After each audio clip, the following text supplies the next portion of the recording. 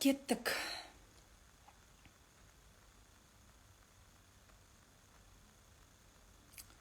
Всем привет.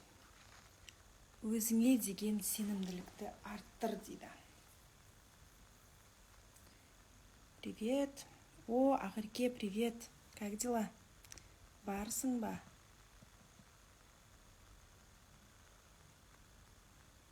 Привет, привет. Для начала эфирде қазір барларға сұрақ қояйыншы, өзіңе сенімділік дегенді қалай арттырамыз, қалай ойлайсыз? Қай кезде сенің сенімділігің артады? Қай кезде сенің өзіңе деген құндылығың артады? Не жасаған кезде? Қандай ситуацияда сен өзіңе сенімді боласың?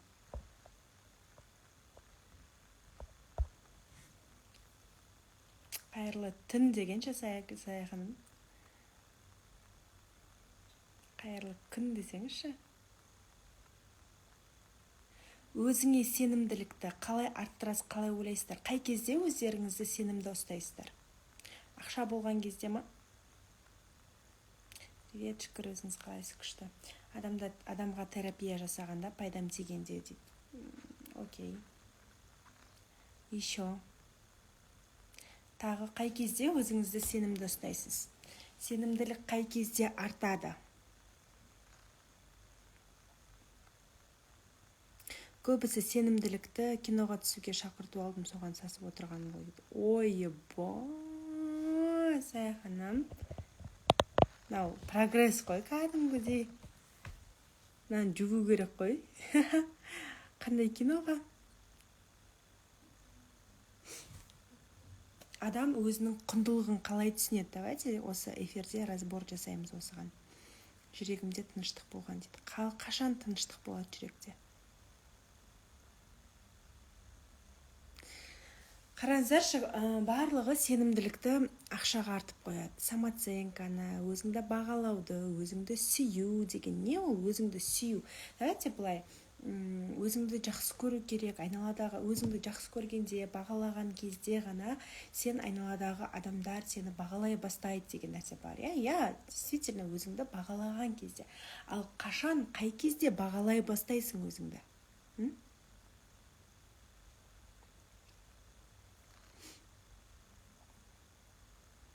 Қай кезде өзіңді бағалай бастайсың? Давайте өздеріңіз варианттарыңыз жазыңыздар, кішкене миларыңызды қосыңыздар.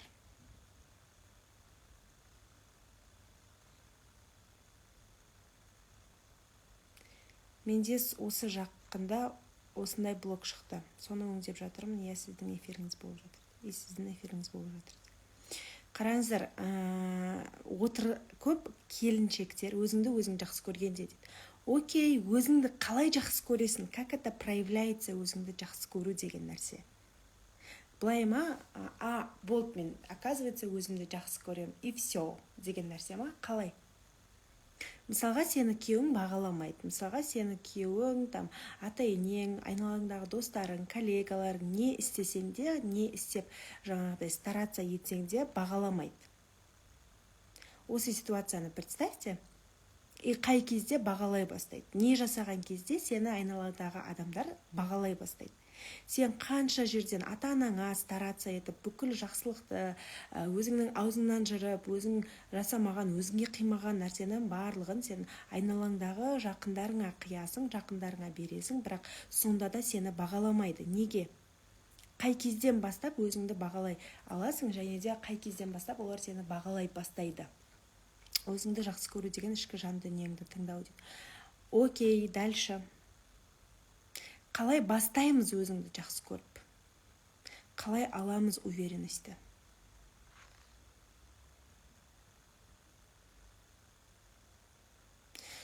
Бізде былай да, соның жауабын таба алмай жүрмін. Қалай бағалайды адам өз-өзін? Комплекс көп, білмеймін, қалай жақсы көру керек екен. Ауызбен айтқанмен шындығына келгенде қиын сияқты дейді. Ботакөз. Молодец, классно. Енді кеттік, суть. үлкен ақша тапқысы келетіндер, жалпы барлық нәрсеге ең бірінші нәрсе ол өзіңді бағаламауың не істейді, әсер етеді. Клиенттер саған келмейді, басқа біреу, басқа сенің конкуренттерің таңдайды, бірақ сені таңдамайды. Неге? Себебі сен өзіңді бағаламайсың.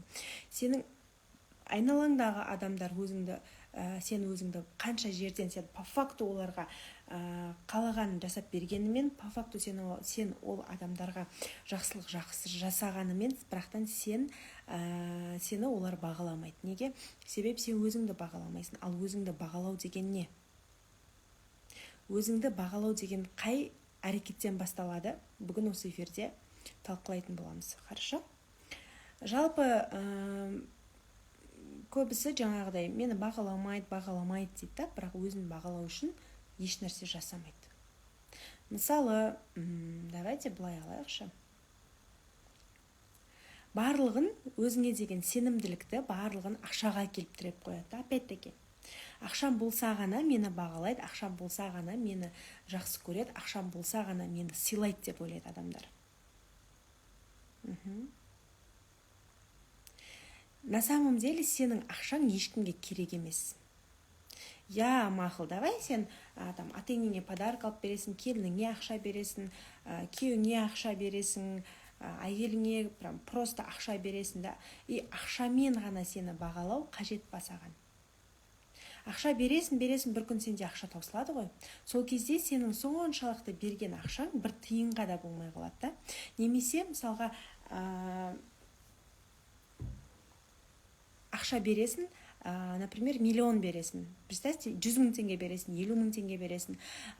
Сосын бір күн миллион бересің, миллион беріп, ай сайын, күн сайын даже миллион берсең де, сен айналаңдағы адамдар, а чё миллион, а чё 2 миллион емес, а чё 3 миллион емес деп уже не болады, ашкөздік пайда болады. Яғни сенен большего будут требовать, но при этом сені бағаламайды, да? При этом сені бағаламайды. Сондықтан жалпы өзіңдің мынандай внутренняя целостность деп айтады ғой, как развить свою внутреннюю целостность. Менде ақша болса ғана бағалайды деп ойлағаным, сөйтсем айналама адам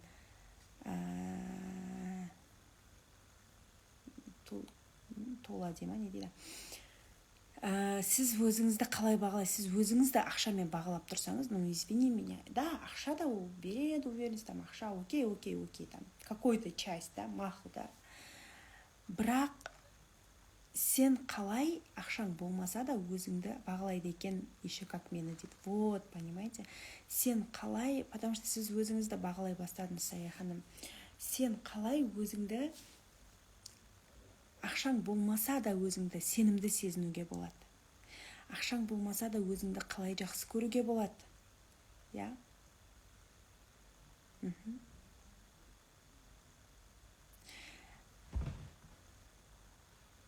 Өзіңнің Алланың саған берген, Алла тағала әр адамға бір потенциал берді, бір моменттер берді, өзіңнің Алланың берген, саған Алланың берген қабілеттерін дамыту арқылы. Өзіңнің ішіндегі тұнып жатқан, әр адамның ішінде тұнып жатқан жаңағыдай бриллиант ақпарат бар, бриллиант жаңағыдай қырлары бар да, адамның қырларын дамыту керек. Мысалға, сен уверенностьті ақшаға сатып ала алмайсың.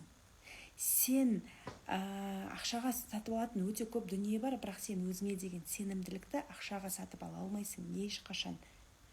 Өзіңнің құндылығыңды ақшаға сатып ала алмайсың. Яғни, сен кітапты ақшаға сатып алатын шығарсың да? Например, қараңызшы.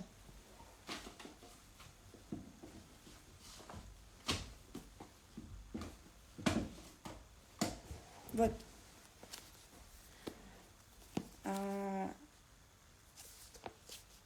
Бақыт жолы Олжас Сейітов деген кітап, барлығыңыз кітап сатып аласыздар. Қанша теңге? Мына жерде бағасы көрінбепті. Где-то бір 5-6 мың теңге тұрады да мына кітап. 5-6 мың теңге тұрады. Осы кітапты сатып аласың. Мына кітап Жандарбек Бұлғақов сөз деген кітап. Сатып аласың тоже ақшаға. Окей. Я говорю, меня слушают. Нина Зверева.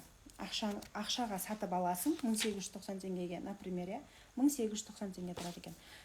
Я говорю, меня слушают. Мына жерде ораторлық өнерді меңгеріп өз салаңның үздігі бол деген жаңағы сөз деген кітап.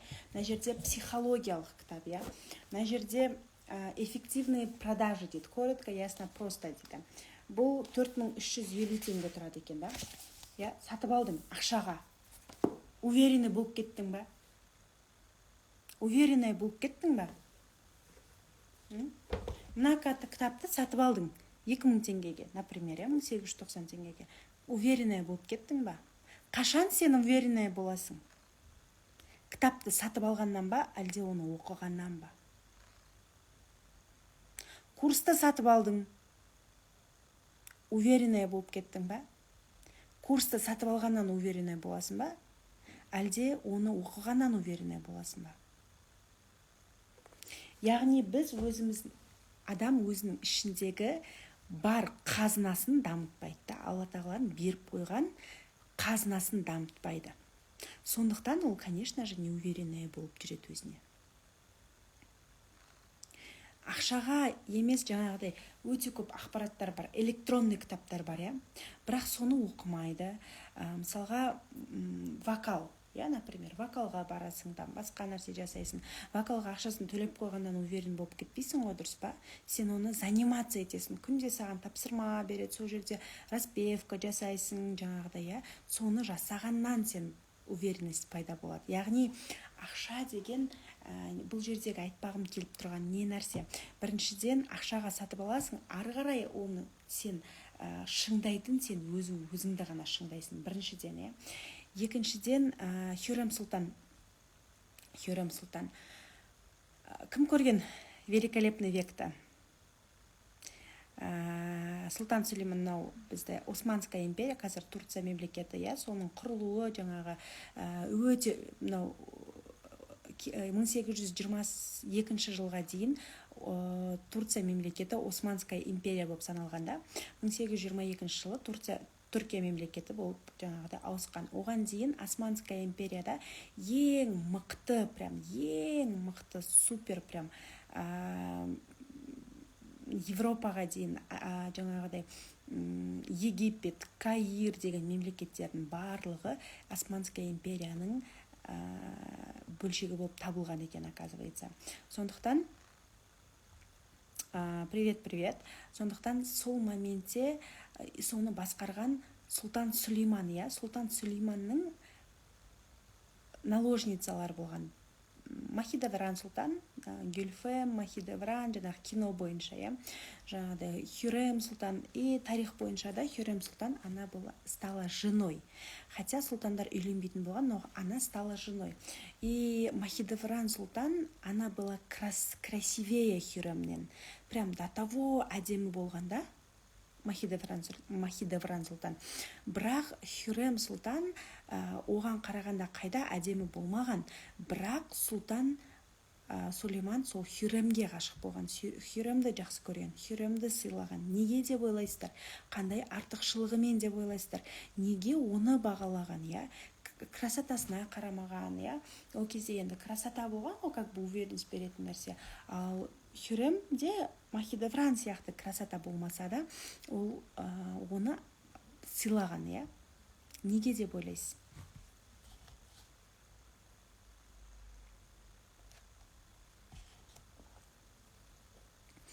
Себебі ол өзін дамытқан. Ол неше түрлі тілдерді үйренген. Самооценка дейді. Ал самооценканы қалай өсіреміз, да? Неше түрлі тіл. Қараңыз, қазір мен ағылшын білем.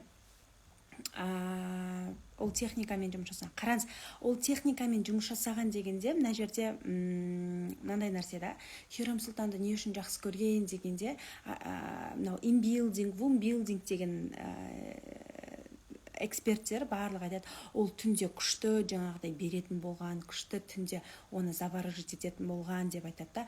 Да, ол нәрседе бар, жоқ емес. Бірақ қараңызшы, ол бітіп қалады ғой. Ол жарты сағат, например, 1 сағат, 2 сағат, 3 сағат шығар ары кетсе, 24 сағаттың там, не знаю, там, 1 сағаты шығар ары кетсе түндегі завлечение, бірақ ол соны ғана алып, одан кейін оны тастап кетпеген ғой, например, сол түн үшін ғана оны жаңағыдай нетпеген ғой, ол онымен не істеген, жаңағыдай ол хюрем ғана емес, ол жерде барлығы обучаться еткен да, ол ночной жаңағы заворожениеға да.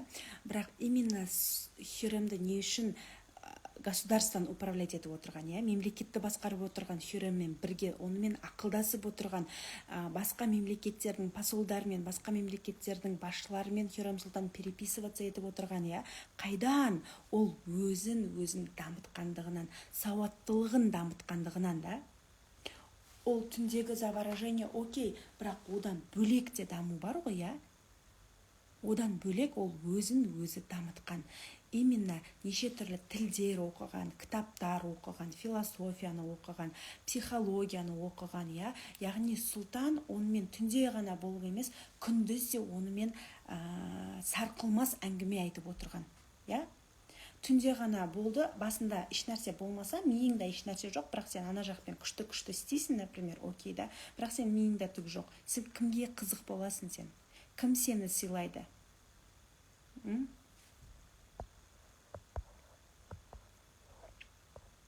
Келді ма бір инсайттар ма, оказывается, да, шынымен деген инсайттар келді ма? Кімге пайдалы болып жатыр на эфир? Ал өзіңе сенімділікті қалай артасың? Тілдер үйренесің, жаңағыдай тіл үйренбей-ақ бір өзіне уверен болып жүрген, окей, бірақ іштей бәрі бір өзін целостный сезінбейді ғой ол адамша. Енді мына жерде маған мына сұраққа жауап беріңіздерші. Тіл үйренесің, өзің вокалға барасың, нені жақсы көресің?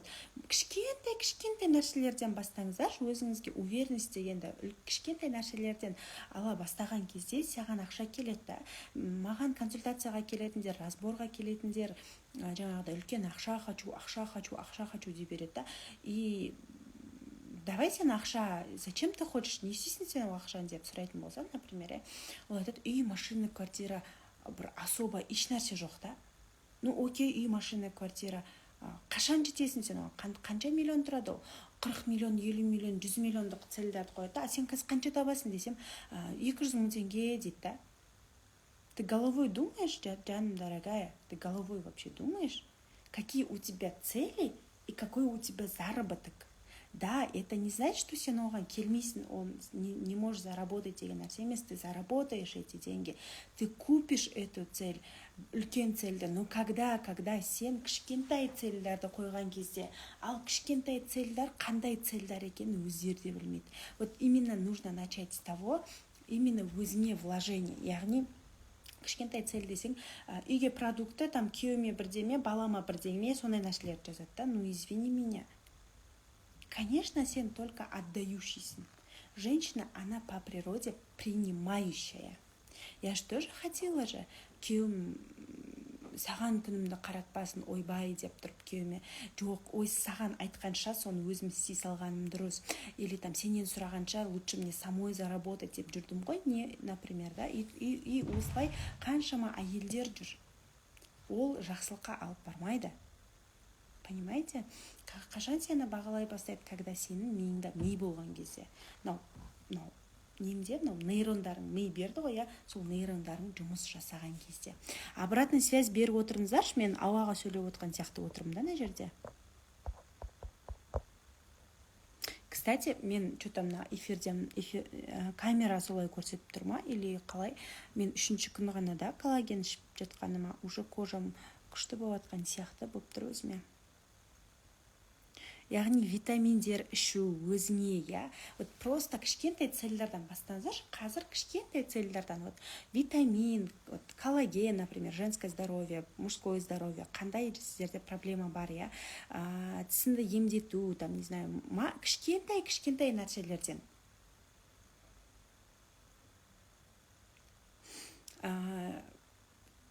пианиноға бару, не знаю, атқа шауып көру, кішкентай нәрселер.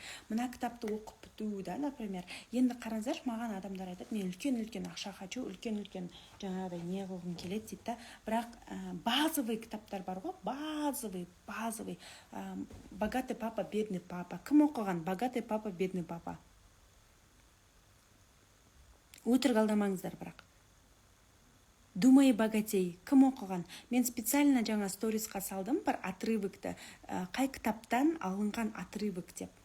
Бір ғана адам жазды, Думай богатей деп, басқа адам жазған жоқ. Кім оқыған? Думай богатей, богатый папа, бедный папа, квадрант денежного потока, подсознание может все. Кім оқыған? Хотя бы осы кітаптарды, самый богатый человек в Вавилоне. Осы кітаптарды оқымай, сіздер ойламаңыздар, какой-то бір результатқа жетемін деп. Это база, понимаете? Это реальная база. Я оқымадық дейді. Уақытты енді қараңызшы, я оқыдым дейді, окей. Енді қараңызшы, 24 сағат берілді, я. 24 сағатты қайда жұмсап жатырсыз? Мен тек самый богатый человек в Вавилоне оқыдым дейді. Бір на эмоциях оқыдыңыз, окей. А дальше ол ғана тоқтап қалу емес, например, базовый бір 10 шақты кітап бар да, оны обязательно оқу керек.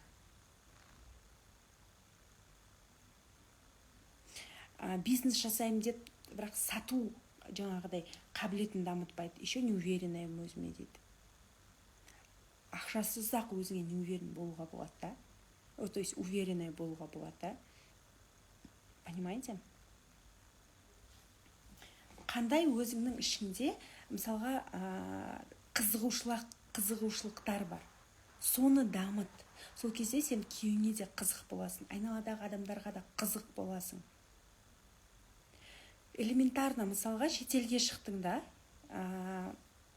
бәрібір мен өзім күйеуім иногда іштей оған айтпасаң да іштей восхищаться етіп тұрасың ғой. Например, мен күйеуім де ағылшынша біледі, мен де ағылшынша білем да. И шетелге шыққан кезде күйеуіміз екеуміз жаңағы шетелдіктермен спокойно ағылшын тілінде спокойно сөйлеп жүре береміз да, мысалға ше. И бір-бірімізге іштей восхищаться етеміз ма? Жаңағы сыйлайтын нәрсе не? Ақшаны сыйламайды сен көп ақша тапқаныңды сыйламайды, сен сол ақша тапқан жолдағы сіңірген еңбегіңді сыйлайды адамдар. А если сен просто жаңағыдай әйтеуір бір нәрсе қылып ақша таптың, там, не знаю, ішіңде пустота, бірақтан сен әйтеуір ақша тауып жатсың да, бірақ сен ішіңде целостность жоқ да. И сен ақшаң бар кезде адамдар сыйлайды, ақшаң жоқ кезде сыйламай қоя салады.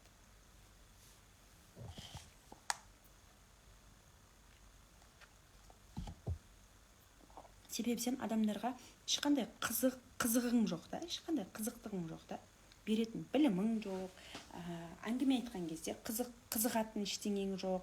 Не о чем с тобой говорить, да, ойымша қарағанда. И мынандай нәрсе да, окружениедан қорқамын, мықты окружениедан қорқамын дейтін адамдар бар, я. Керемет окружениеға баруға қорқамын дейтін адамдар бар, я. Жаңағыдай өзіңді дамыту үшін, бір результатқа жету үшін өзіңнен жоғары окружениеда бол деп айтады, я. Бірақ сол окружениеға кіру үшін өзін сенімсіз сезінеді. Мен әлі олардың қасында жаңағыдай не емеспін деп. Ал қашан сен олардың окружение, жаңағы бір окружение болады, я, мысалға, бір ресторандардың бастығы, бірдеңесі бар, жаңағы бизнесі бар. Сол окружениеға кір, осындай окружениемен аралас, сол кезде сен де дамисың дейтін болсаң, мысалға, адамдар айтады да, мен ол окружениемен дамуға мен дайын емеспін, жаңағыдай, мен олардың қасында өзімді неуверенный сезінемін дейді. А қашан уверенный сезінесің десе, мен де сондай ақша болған кезде дейді. На самом деле это не это. На самом деле сен ақшаң болған кезде уверен сезінбейсің. И не уверен сезініп тұрған сен ақшаң болмағандықтан емес. Просто сен олармен айтатын еш нәрсе жоқ. Не о чем тебе с ними говорить. Сен олардың оқыған кітабын оқымағансың, сен олардың жасап жатқан жаңағыдай өзіңе развлечениесін жасамағансың да. Олар спортом занимаются, ерте тұрады, олардың баратын жеріне бармайсың сен. Мынандай нәрсе да, олар қымбат жерге барады деген сөз емес. Анау қымбат жерге барып панты қуалап жүргендер, олар для галочки өмір сүріп жүргендер. Реальный байлар панты қуаламайды. Олар ең бірінші денсаулыққа мән береді, өзінің ішкі дүниесіне мән береді. Өзінің біліміне мән береді. Мысалға, мынандай нәрсе да, бір мат қойайыншы. Кітап оқымайсың, жүре бересің, аспаннан бір нәрсе күтіп отырасың да. И ананы істеп көресің, я хочу деньги дейсің да. Марғұлан Сейсенбаев сияқты болғың келеді, например, миллиардер болғың келеді. Кім болғысы келеді да? Бірақ Марғұлан Сейсенбаевтың жасап жатқан нәрсесін жасамайсың.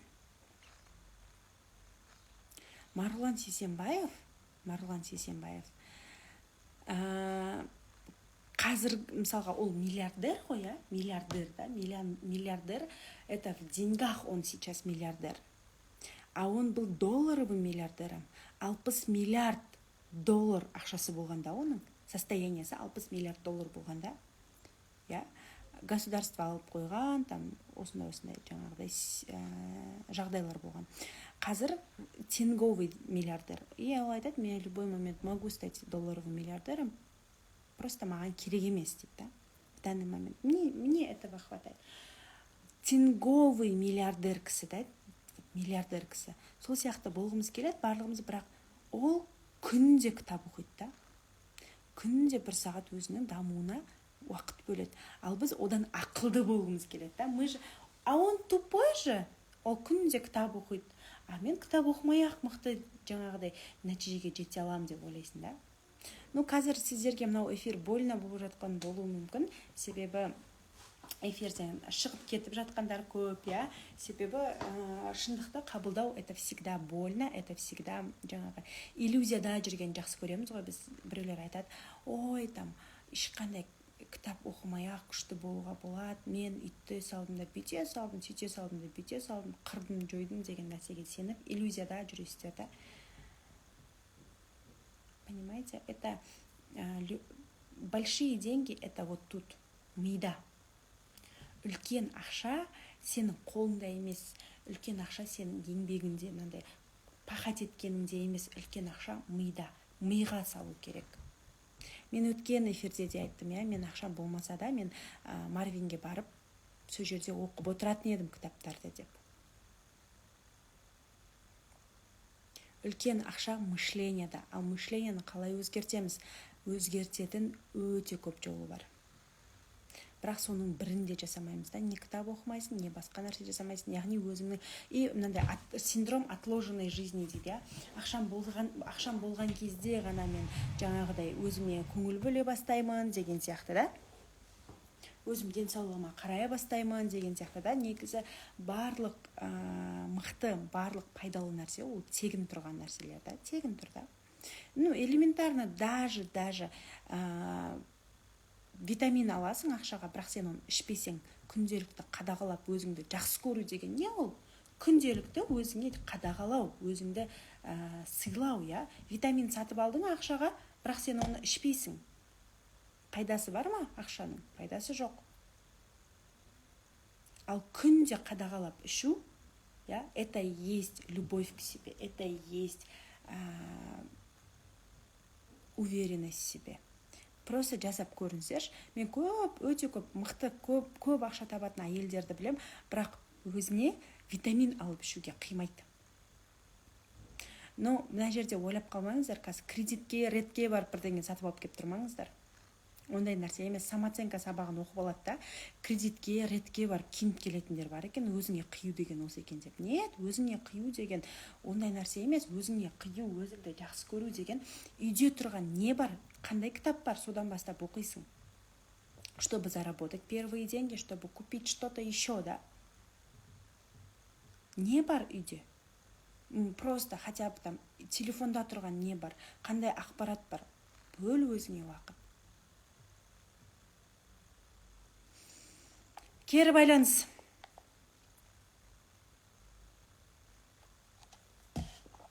И қандай өз-өзіңе уверенность айтасыздар маған, қалай өзіме уверен болуға болады деп сұрақ қоясыздар, бірақ ішетіндерін күнде макси чай, ішетіндерін күнде кола, жейтіндерін бургер, жейтіндерін там не знаю, да.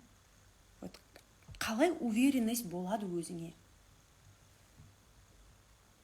Уилл Смит до того мен өзімді жақсы көремін, мен до того өзімді сыйлаймын депті да, что мен өзімнің асқазаныма дейді да, өзімнің асқазаныма пицца, кола барып, ана асқазанымды қинағанын дейді, мен не могу себе позволить дейді да.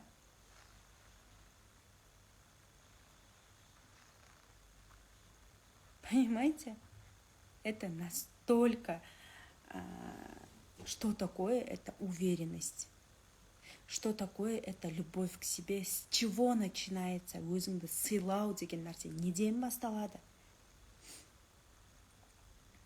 Күнде ішіп отқан газировка болса, какой? Қандай сыйластық өзіңе деген ол жерде ше? Вот элементарный нәрселерден басталады да, сыйластық деген. Когда вот былтыр мен негізі всегда су ішетін тұғымын. Мен всегда, ешқашан мен газировка деген нәрсе ішпейтін тұғым. Это было очень редко, даже сок ішпейтін едім, да. Очень редко болды, прям өте редко болды. Бірақ в какой-то момент окружение повлияло, опять-таки, да, ну, то есть не то, что окружение повлияло, я вот это вот восприняла. Макси чай іше бастадым, и, вот же, когда я зарабатывала 15 миллионов, там 12 миллионов, мен только су ішетін едім, да, потому что менде энергия көп болатын тұғын. Тек су ішкеннен кейін менде энергия көп болатын еді. И неше түрлі идеялар келеді, и идеялар жасай беретін едім, да, мен, потому что энергия жетеді. Потом в какой-то момент жаңағы ақша деп кетіп, бір какой-то момент болды, горилла іше бастадым. Какой-то бір 4 ай ғана, да, 4 ай всего лишь. Горилла іше бастадым, макси чай, сондай нәрселер іше бастадым, да. Сол кезде мен уже энергиямды терять ете бастадым. Мен қайда бардым, не істеп жатырмын, деп аузым ашылып, не істеп жүрмін, деп андай бір нәрсе істейін десең ұйықтап жата бергім келеді. Сондай состояние болып кетті, да. Мен что-то түсінбедім, да, неге ондай болып жатыр. И я вспомнила себя. Почему мен ішіп кеттім вообще жаңағы горилла деген нәрсені, это же вообще деп, горилла деген арақтан да пайда, не да, негізі жаңағыдай зиян нәрсе да, кола деген арақтан да зиян нәрсе да, негізінде. Арақ іше беріңдер деген сөз емес бұл жерде, вообще сравнительно айтып жатырмын, да. И былтыр жаңағы неден бастап, былтырдан бастап, мен, помните, мен бұрыннан көретіндер білет, мен отказалась макси чай, сок, ішем только свежевыжатый сок, ішем только смузи ішем, да, а так только су ішем даже, да, бірақ чай іше бердім, чай ішіп жүрдім. Вот недавно мен даже чайдан отказалась, мен даже чай ішпеймін қазір. Мен даже қанты бар нәрселер жемеймін. И это из таких мелочей начинается уверенность в себе. Это на таких мелочей начинается любовь к себе и сыйластық, да, уважение к себе. А те, которые, ой, байлар ішеді ғой, байлар ішіп шегіп те жүріп бай болып жатыр ғой дегендер, я, окей, бай бола берсін, окей, бірақ ертең осы өмірден кейін де өмір бар ғой. Бірақ олай жаңағыдай ішіп жүріп, шегіп жүріп, күнде темекі шегіп, ішіп отырып жаңағы бизнес жасайтындар ішінде өте көп, пустота көп, да. И анандай байлар болады ғой, қаншама нәрсеге жеттім, бірақ смыслын түсінбедім, қаншама жаңағыдай миллиардтар таптым, бірақ содан кайф ала алмадым, өзімді бақытты сезіне алмадым дегендер, это и есть вот эти люди. То есть мынандай установка бар ғой, бай болғанмен ешқандай байлықтан бақыт жоқ, байлықтан кайф жоқ деген сияқты. Байлық ақшамен өлшенбейді, ақша деген жаңағыдай саған бақыт бермейді деген установка осындай адамдардан шыққанда. Именно сондай ішіп шегіп, қатып деп жүретін адамдар жаңағы ішу мен эмоция жаңағыдай натуральный эмоция емес та, натуральный ішкі қалау емес, іштегі анау бір надо деген нәрсемен бара жатқан кезде, я ішіп алып не беріп, жаңағыдай өзіне уверенность беріп, ішіп алып, жасап, ішіп алып, шығып, сценаға ішіп алып шығатын спикерлер бар да. Вот ол кісілерде іште тыныштық болмайды. Байлық болғанымен іште тыныштық болмайды. Ал өзің целостна жеткен кезде, ішің сенің бірінші өзіңнің ішкі діңгегің, ішкі опораңды қойған кезде, я ақшамен жаңағыдай мені сыйлайды деп ақша тапқан кезде сені ешкім сыйламайды на самом деле. А когда сен қазір ішкі опораңды құрастырып, при этом будешь деньги зарабатывать, ты вот тогда ощутишь свою целостность, понимаете? Күшті айтып жатырсыз. Рахмет, жаным сол.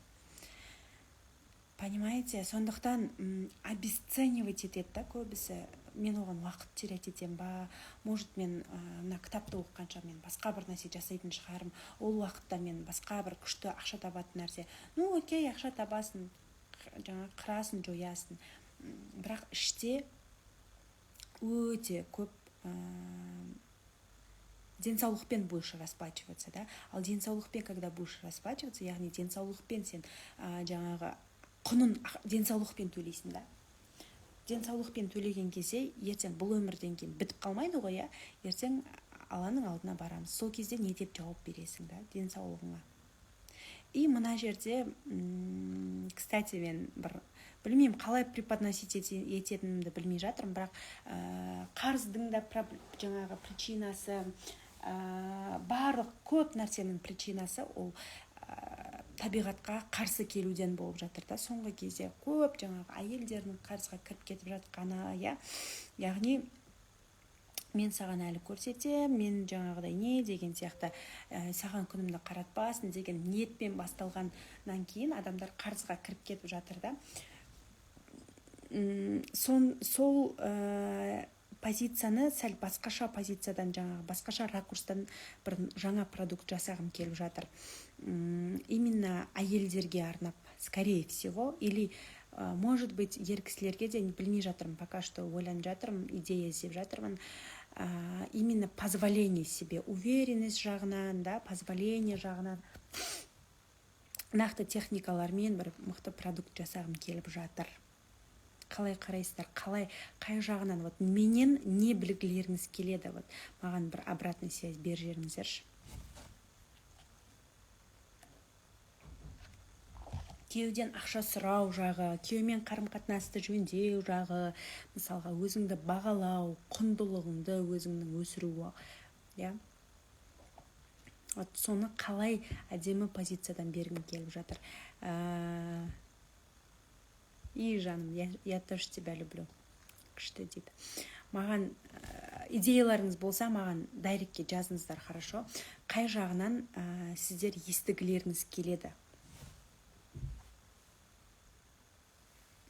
Самооценка жағынан берем ба, жоқ қарым-қатынас жағынан берем ба, жоқ күйеуден жаңағыдай ішкі состояниемен жұмыс дейді. Вот, это же есть же ішкі состояниемен жұмыс. Күнделікті қаншалықты сен өзіңе мән бересің, өзіңнің құндылығың жөнінде по мне дейді. Тревожность көп дейді. Тревожность көп, почему? Ішкі состояние дұрыс емес, почему? Потому что Инстаграмды көп листайым же. Инстаграмды көп листайым. Қайда кетіп жатыр уақытым? Біреумен салыстыру. Ең тревожность беретін нәрсе біреумен салыстыру, мен қалып бара жатырмын деу. Мысалға, қараңыздаршы, бір адам 30 жасында миллиардер болады да, бірақ 40 жасында өліп кетуі мүмкін. Бір адам 60 жасында миллиардер болады, бірақ 100-110-ға дейін, не знаю, хотя бы 90-ға дейін өмір сүреді.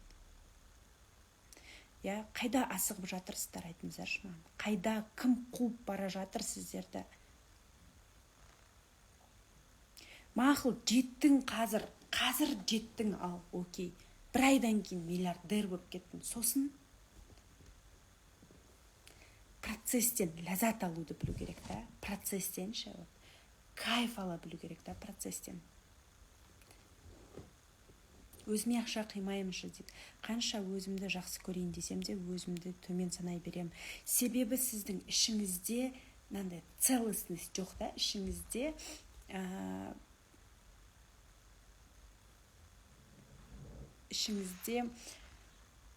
қалай айтсам болады, сенімділікті қоятын ішкі опора жоқ. Кішкентай ғана нәрселерге қуана білмейсіз, кішкентай нәрселерден ләззат ала білмейсіз. Яғни кішкентай маленький цельдер жазасыз. Вокалға барғым келеді деген сияқты да, например, өзіңізге ғана, и ол цельдер өзіңізге ғана болу керек.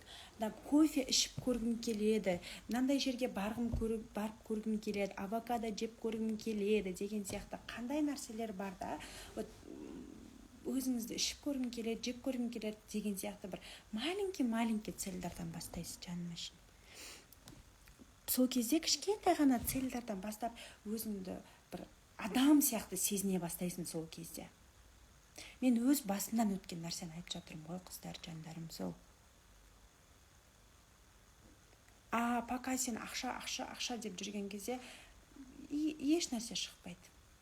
Ал өзіңді төмен санау, жаңағы кішкентай нәрселер жеп көрген кезде, кішкентай жаңағы, например, біреудің сторисынан көресің, там, не знаю, қатты қызығасың, осын жеп көрейінші, қымбат нәрсе емес, кішкентай нәрсе, например, да, осын жеп көрейінші, осын ішіп көрейінші деген нәрсені ішіп көріп, жеп көрген кезде, сезім, это кайф, да, этот кайф нужно уловить, оказывается, деп сен, мен өзім адам екенмін ғой, оказывается, деген сияқты, да.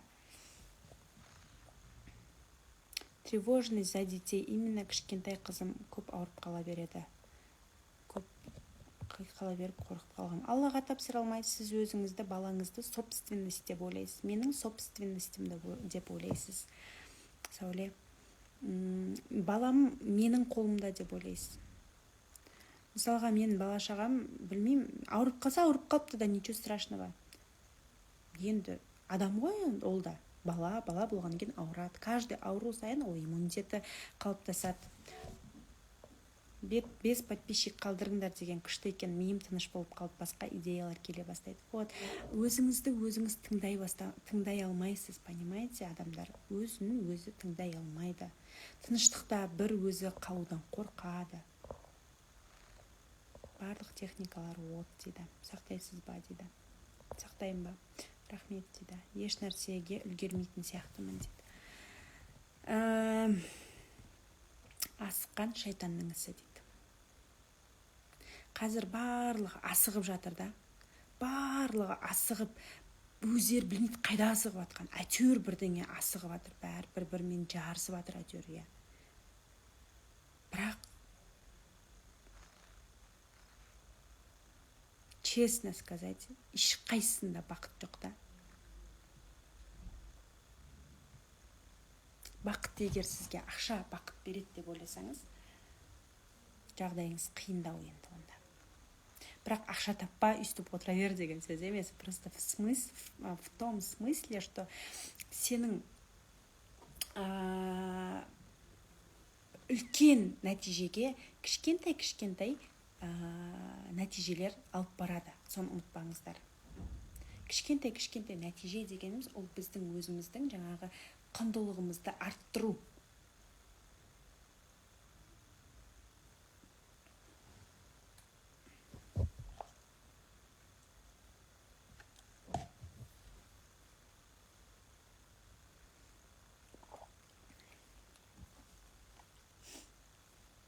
Еш нәрсеге қарамаңыздар, ешқайда асықпаңыздаршы. Ешқайда асықпаңыз, еш нәрсеге қарамаңыз. Сөйтіңіз да, кішкентай нәрселерден маған не удовольствие береді? Мен нені жасасам, мен нені жасап көрсем, мен ләззат ала аламын. Мен неден жақсы көрем? Мен нені жақсы көрем да, например.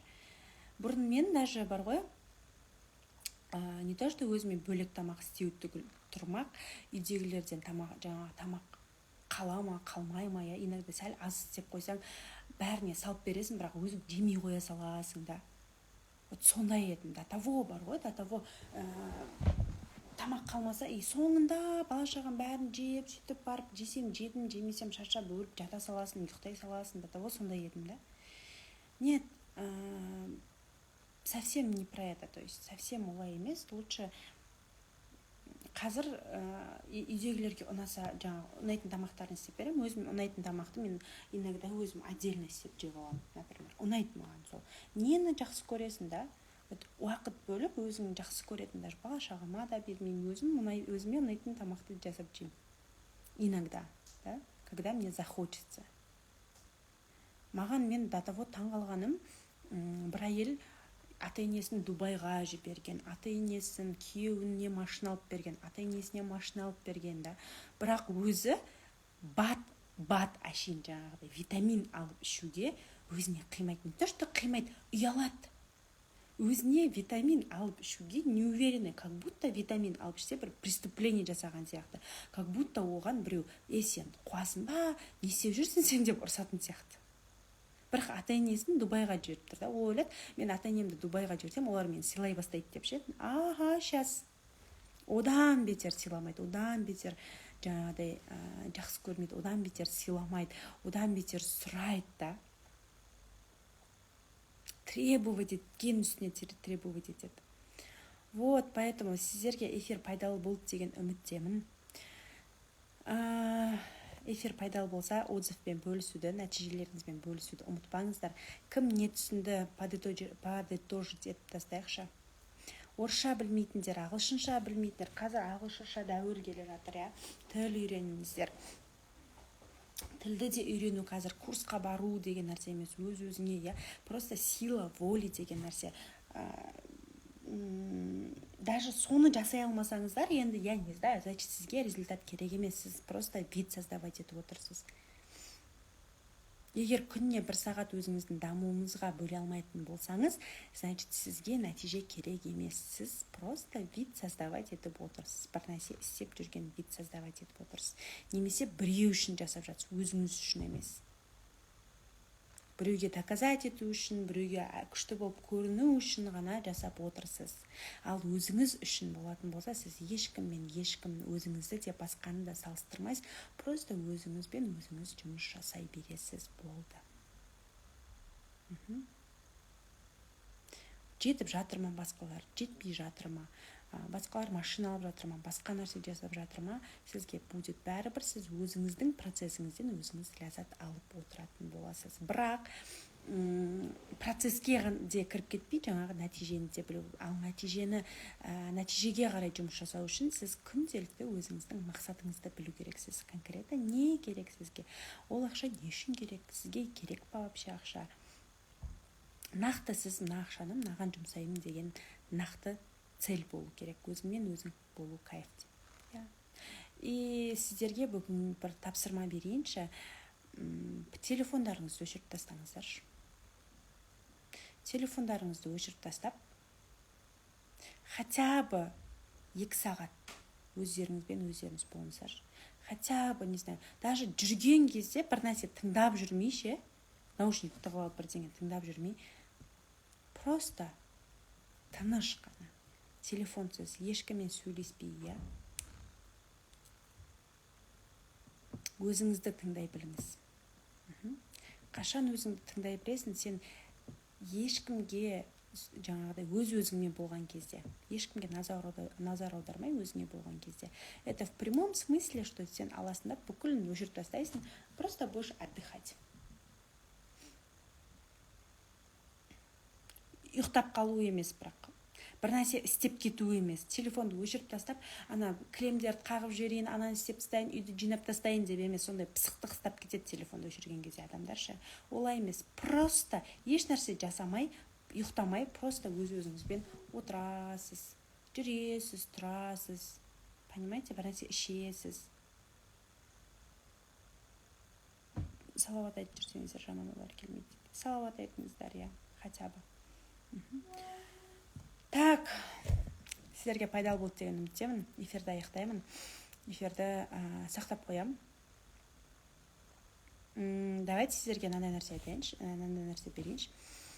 бүгін кешкі осы эфирді өшіріп тастаймын да, мен эфир біткенше, эфирді өшіріп тастағанша сіздерге разборға, жеке разбор менде 50 000 теңге ғой, иә, 50 000 теңге разборға 50% жеңілдік жасаймын. Осы эфир өшкенше. Яғни осы эфирді мен бір суткадан кейін өшіріп тастаймын, сол эфир өшкенше жеке разборға 50% жеңілдік, яғни 25 000 теңге. Все, жақсы, 1 сағат 40 минут болады разбор, 40-45 минут где-то болады. Ендеше сіздерге пайдалы болсам, сіздерге де рахмет. Жақсы, сау болыңыздар. Разборға жазылу үшін дайректке жазыңыздар. Эфирді көрдім, разборға жазылғым келеді деп. Разборда сіздің дәл қазір сізге не мешать етіп тұр, ары қарай не істеу керек, қандай мақсатыңыз бар, барлығын полностью разбирать ететін боламыз. Жақсы, сау болыңыздар. Кстати, суббота күні бізде тегін сабақ болады, соған тіркеліп қойыңыздар. Профильде ссылка бар, сол ссылкаға номерлеріңізді қалдырыңыздар.